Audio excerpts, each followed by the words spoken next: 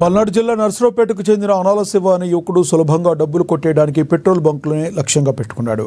అర్జెంటుగా డబ్బులు కావాలి, హాస్పిటల్లో కట్టాలంటూ పెట్రోల్ బంకు పంపు బాయ్లను ఆశ్రయించేవాడు. వారికి అధిక కమిషన్లు ఆశ చూపి కార్డు ద్వారా స్వైపింగ్ చేసి కావాల్సినంత డబ్బు తీసుకునేవాడు.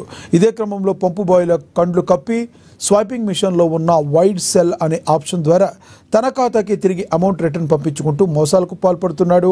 ఇదే తరహాలో నాగార్జునసాగర్ పెట్రోల్ బంక్లో మోసానికి పాల్పడుతున్న నిందితుడిని పోలీసులు అదుపులోకి తీసుకున్నారు. గత 9 నెలల కాలంలో ఉభయ రాష్ట్రాల్లో 39 ప్రాంతాల్లో ఇటువంటి మోసాలకు పాల్పడినట్లుగా తమ విచారణలో వెల్లడైందని మిర్యాలగూడ డీఎస్పీ రాజశేఖర్ రాజు మీడియాతో తెలిపారు. నిందితుడి వద్ద నుండి 2 లక్షల నగదు, 6 ఏటీఎం కార్డులు, ఒక బైక్ను స్వాధీనం చేసుకున్నట్లుగా తెలిపారు పోలీసులు.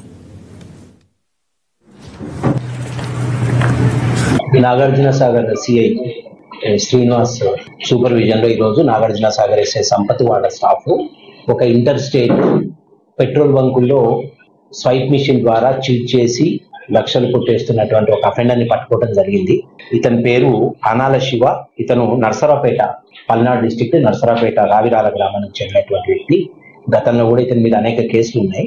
సో మొన్న సాగర్లో ఒక హెచ్పి పెట్రోల్ బంక్లో ఇతను బంక్ లో పనిచేసేటటువంటి బాయ్ దగ్గరకు వచ్చి స్వైప్ మిషన్ ద్వారా తనకు కొంత క్యాష్ ఇవ్వమని, అర్జెంట్ గా మెడికల్ రిక్వైర్మెంట్ ఉంది, మీకు స్వైప్ చేస్తా అని మొదట స్వైప్ చేసి వాళ్ళకి ఒక 30,000 మన బంక్ అకౌంట్ లోకి పంపిస్తారు. ఆ తర్వాత ఇతనికి తెలిసినటువంటి ఒక టెక్నిక్ ద్వారా వాయిడ్ అనేటటువంటి అప్లికేషన్ వాడి దాని ద్వారా మళ్ళీ ఇతను డిపాజిట్ చేసినటువంటి అమౌంట్ ని రిటర్న్ తీసుకుంటే అక్కడి నుంచి వెళ్ళిపోతారు. అట్లా ఒకటే రోజు ఆ బంక్ లో 2 సార్లు 33,000 ఒకసారి, 31,000 ఒకసారి చేయడం జరిగింది.